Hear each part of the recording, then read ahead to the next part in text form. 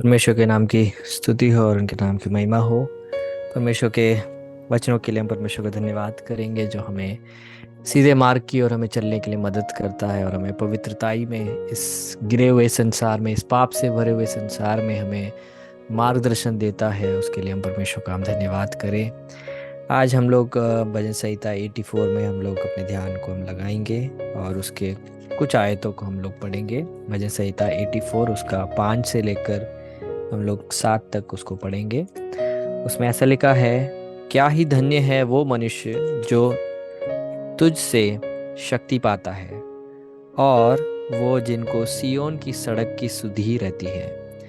वो रोने की तराई में जाते हुए उसको सोते का स्थान बनाते हैं। फिर बरसात की अगली वृष्टि उसमें आशीष ही आशीष उग जाती है। और आखिरी आयत, वो बल पर बल पाते जाते हैं। उनमें से हर एक के मन, हर एक जन सियोन में परमेश्वर को अपना मुंह दिखाएंगे। मैं परमेश्वर का इन वचनों के लिए धन्यवाद करना चाहता हूँ। यहाँ पे जो बातें जो लिखी हुई है, ये भजन संहिता बहुत ही एक आशीषित भजन संहिता में से एक माना जाता है वचन अध्ययन करने वालों के द्वारा। और उसका उसका एक बैकग्राउंड, एक स्टोरी है। जब कोरा के लोगों ने जब बलवा किया था और उन बलवा के वजह से परमेश्वर का जब क्रोध गिरा था, तो परमेश्वर ने कुछ लोगों को वहाँ पे, उसमें से वो बचे थे, तो उन लोगों के द्वारा लिखा हुआ भजन संहिता है। इसलिए वो परमेश्वर की उपस्थिति और परमेश्वर की करुणा और परमेश्वर का जो जो प्रेम है उसके उसके बारे में जब वो लिखते हैं, तो वो एक तजुर्बे से वो लोग लिख रहे हैं, है ना। तो इसलिए हमें बहुत ज़रूरी है हमें समझने के लिए कि क्या हम परमेश्वर को हम लोग चक्कर देख रहे हैं या हम सिर्फ कुछ बातों को बस सुन रहे हैं। परंतु हमें जो हम सुन रहे हैं उसको हमारे जीवन में हमें उसको कहना मानने की ज़रूरत है। और यहाँ पे भजनकार जब बोल रहा है, वो बोल रहा है, क्या ही धन्य है वो मनुष्य जो तुझसे, हम अगले आयत में देखते हैं, जो तुझसे शक्ति पाता है और वो जिनको सियोन की सड़क की सुधि रहती है। तो वो बता रहा है कि जो परमेश्वर से अपनी शक्ति प्राप्त करता है, जिसका आश्रय, जिसका भरोसा और जिसका जो ऊंचा जो चट्टान है, अगर वो प्रभु है, तो बाइबल कहती है, यहाँ पे भजनकार कहता है कि वो व्यक्ति धन्य है, क्योंकि उसका जो शक्ति का जो स्रोता है वो परमेश्वर है। और हम सबको पता है कि परमेश्वर की शक्ति में कभी भी कोई कमी नहीं है, वो पूर्ण रीति से वो सर्वशक्तिमान है। तो अगर भरोसा और हमारा जो बल है, अगर वो प्रभु के ओर से आता है, तो मेरे प्रिय, हमारा बल कभी कम नहीं हो सकता, हमारी शक्ति कभी कम नहीं हो सकती, हमारा विश्वास कभी कम नहीं होगा। क्यों? क्योंकि जैसे ही हमारा वो कम होगा, हमें समझ आएगा, हम प्रभु के पास हम जाएंगे, हम प्रभु के पास से हम फिर से हम शक्ति को हम लोग प्राप्त करेंगे। तो उसमें जो लिखा है उन आयतों की ओर मैं फिर से थोड़ी देर के बाद में आना चाहूँगा, बट हम आगे के आयत को पढ़ेंगे। उसमें लिखा है, वो रोने की तराई में जाते हुए उसको सोते का स्थान बनाते हैं। फिर बरसात की अगली वृष्टि उसमें आशीष ही आशीष उग जाते हैं। तो परमेश्वर के साथ चलना, परमेश्वर को अपना ऊंचा गढ़ मानना, परमेश्वर को अपना शक्ति का स्रोता मानना, उसका ये अर्थ नहीं है कि परेशानी नहीं आती है। उसका ये मतलब नहीं है कि आपके जीवन में दुख भरी अवस्था से आपको नहीं गुजरना पड़ेगा।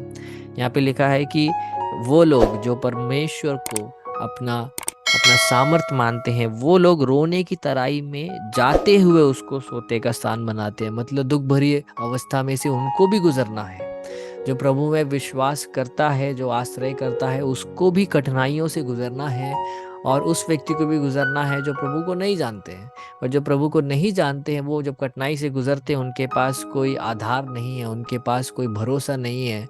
और वो काफ़ी बार अपने ऊपर आश्रय रखकर वो चीज़ों को करने की कोशिश करते हैं और आखिरी में वो परेशानी के अवस्था में अपने जीवन को पाते हैं। परंतु हम जो मसीह में विश्वास करते हैं, जिनका भरोसा अगर यीशु मसीह ही है इस पूरे संसार में, तो मेरे प्रियो, हम भी उसी तराई में से गुजरेंगे। इसलिए भजनकार दाऊद बोलता है कि मैं अगर अंधकार की तराई में से भी अगर मैं गुजरता हूँ तो भी, है ना।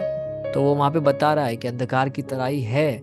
और हम यहाँ पे देखते हैं कि अंधकार की तराई नहीं, परंतु यहाँ पे एक रोने की एक तराई है ना। मतलब अंधकार की तराई डरावने परिस्थिति को बताता है, जब हमें लगता है हमारा जीवन खत्म हो जाएगा, जब हमें लगता है कि शत्रु हमें खात्मा कर देगा, परंतु ये जो ये रोने की तराई है, ये उस कठिनाई को और क्लेश को और उस विपत्ति को बताता है जिससे हर एक मसीह व्यक्ति को गुजरना पड़ सकता है अपने अपने जीवन में। परंतु यहाँ पे भजनकार बता रहा है, अगर वो उससे गुजरता है तो भी वो उसको एक बहुत बड़े एक आशीष की ओर वो अपने कदमों को आगे बढ़ाता है, क्योंकि उस रोने के बीच में भी उसे पता है कि परमेश्वर है जो उसे बल देता है। उसे पता है कि परमेश्वर है जो उसे शक्ति प्रदान करता है। परमेश्वर है जो जिसने उसको वायदा किया है कि मैं संसार के अंत तक मैं तेरे साथ रहूंगा, है ना। अगर माता पिता यदि तुझे अगर छोड़ देंगे तो भी, अगर जिसने तुझे अगर जन्म दिया है, अगर वो माँ भी अगर अपने बच्चे को भूल जाए तो भी यहोवा नहीं भूलता है ना मेरे प्रियो। यही तो हमारा भरोसा है, यही तो हमारा धीरज धरने का एकमात्र आश्रय की बात यह है कि प्रभु हमारे साथ है। तो अगर हम रोने की तराई से अगर हम होकर गुजर रहे हैं, अभी आज जो वचन सुन रहे हैं, आप में से कोई भी अगर रोने की अवस्था में से गुजर रहे हैं, आप प्रार्थना करके भी अगर कोई उत्तर अगर आपको आपके अनुसार अगर नहीं मिल रहा है, तो भी मेरे प्रियो मैं आपको बताऊंगा, हिम्मत नहीं हारना है, क्योंकि हम जो प्रभु में विश्वास करते हैं वो रोने की तराई भी, वो अंधकार की तराई भी हमारे लिए बहुत बड़े एक आशीष का एक कारण बनता है। यहाँ पे लिखा है कि वो आशीष ही आशीष उपजाती है, क्योंकि उस रोने के बीच में वो प्रभु के मुख को उन्होंने देखना उन्होंने बंद नहीं करा। उस अंधकार के बीच में भी उन्होंने प्रभु के वायदों पर अपना विश्वास रखना उन्होंने कम नहीं करा। इसलिए उनको पता है कि ये सारी बातें, जैसे बाइबल बताता है कि जितने परमेश्वर के द्वारा बुलाए गए हैं और परमेश्वर से प्रेम करते हैं, उनके लिए सारी बातें भलाई के लिए उत्पन्न होती है। उनके लिए वो रोने वाली अवस्थाएं भी भलाई के लिए उत्पन्न कर सकता है प्रभु। उनके लिए वो दुख भरी अवस्थाएं भी प्रभु खुशखबरी में बदल सकता है, हम लोग यहाँ देखते हैं। और इसमें लिखा है वो बल पर बल पाते जाते हैं, उनमें से हर एक जन सियोन में परमेश्वर को अपना मुंह दिखाएगा। तो हम जब इस परिस्थिति से हम जा रहे हैं और हमारा भरोसा अगर प्रभु यीशु मसीह है, तो मेरे प्रियो हम इसको प्राप्त करेंगे। इस ज्ञान को हमें आज समझना है कि प्रभु ऐसे एक व्यक्ति को अपना बल देता रहता है हर दिन। वो व्यक्ति जो यीशु की ओर देखता है वो कमजोर होते हुए नहीं जाता है, परंतु वो विश्वास में और दृढ़ और पक्का और अटल होते जाता है, बाइबल यहाँ बताती है। और उसमें लिखा है कि वो व्यक्ति जो परमेश्वर से शक्ति प्राप्त करता है, पांचवा आयत का आखिरी भाग जो मैंने बताया था, थोड़ी देर में बताऊंगा। उसमें लिखा है कि वो शक्ति पाता है और वो जिनके सियोन के सड़क की सुधि रहती है। तो जो परमेश्वर से शक्ति प्राप्त करता है वो परमेश्वर के प्रति ही अपने मन को लगाए रखता है, और उसे पता है कि एक दिन उसको यहाँ से हमेशा के लिए उसको परमेश्वर के साथ उसे जीने का उसे मौका मिलेगा। तो यहाँ पे उस पृथ्वी के अपने उस जीवन को, उस आने वाले जीवन के अपेक्षा में जब उसको वो रखकर उसको जब जांचता है, तो उसे समझ आता है कि यहाँ पे दुख है, परंतु वहाँ सियोन में जो कि परमेश्वर की उपस्थिति को हमेशा दर्शाता है, वहाँ पे दुख नहीं है। यहाँ पे रोना है, परंतु वहाँ पे हमारा प्रभु हमारे आंखों में से हमारे आंसुओं को हटाएगा। यहाँ पे मृत्यु है मेरे प्रियो, आप कितने भी अच्छे मसीह हो, बाइबल बताता है कि पहले मृत्यु और फिर न्याय सबके लिए रखा गया है। मतलब आपको भी मरना है, मुझे भी एक दिन मरना है मेरे प्रियो, परंतु वहाँ सियोन में उस उपस्थिति में, प्रभु के उपस्थिति में, जहाँ पे हम लोग अनादिकाल के लिए जिएंगे, वहाँ पे मरना नहीं है। यहाँ पे शायद गरीबी हमारे जीवन में आ सकती है, यहाँ पे शायद हम लोग शायद गरीबी की अवस्था में, या अगर नौकरी नहीं है उस अवस्था से शायद हम गुजर सकते हैं, परंतु वहाँ ऐसे नहीं है।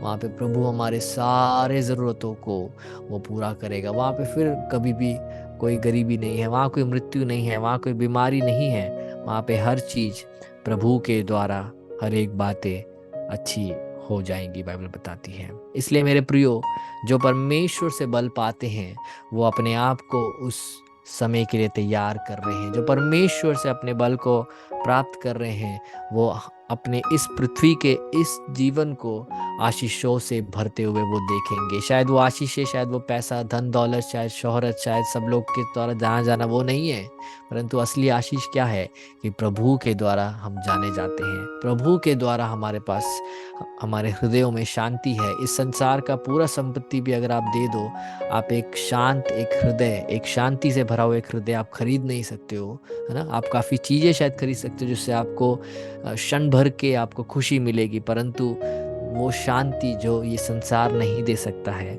वो सिर्फ मसीह यीशु आपको और मुझे देता है जो उसमें विश्वास करते हैं। इसीलिए आज हम जो प्रभु में अपने भरोसे को रखे हैं, हम उनकी ओर से हम शक्ति पाते रहेंगे, और हमारे हृदय में सियोन के लिए, उस आने वाले उस समय के लिए, उस आने वाले उस अनादिकाल के उस जीवन के लिए हम अपने आप को हम तैयार करते रहेंगे। हम अपने आंखों को बंद करें, हम लोग प्रार्थना करें, हम अपने हृदय में हम परमेश्वर से बोले, परमेश्वर भले ही मैं अभी रोने की तराई से क्यों ना गुजर रहा हूँ, भले ही मैं अंधकार की तराई से क्यों ना गुजर रहा हूँ, परंतु प्रभु मैं जानता हूँ क्योंकि आप मेरे साथ हो, तो ये बात भी मेरे लिए भलाई के लिए उत्पन्न होगी।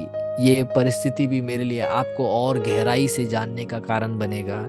ये परिस्थिति जिससे मैं गुजर रहा हूँ, जो मुझे लग रहा है कि मुझे ये तबाह कर देगी, ये मुझे प्रार्थना में और और अटल बनाने के लिए और गहराई में मुझे प्रार्थना में लेके जाने के लिए काम आएगी। परमेश्वर मुझे इस बात का मुझे बोध है। हम लोग आज प्रार्थना में उस बात को अंगीकार करें, और जब हम लोग परमेश्वर से हम मन लगाए रखते हैं, बाइबल बताती है वो बल पर बल पाते जाते हैं, और उनमें से हर एक जन सियोन में परमेश्वर को अपना मुंह दिखाएगा, और ऐसा व्यक्ति हमेशा परमेश्वर की उपस्थिति में आकर वो बैठेगा और प्रभु के उपस्थिति में प्रभु की जय जयकार करेगा।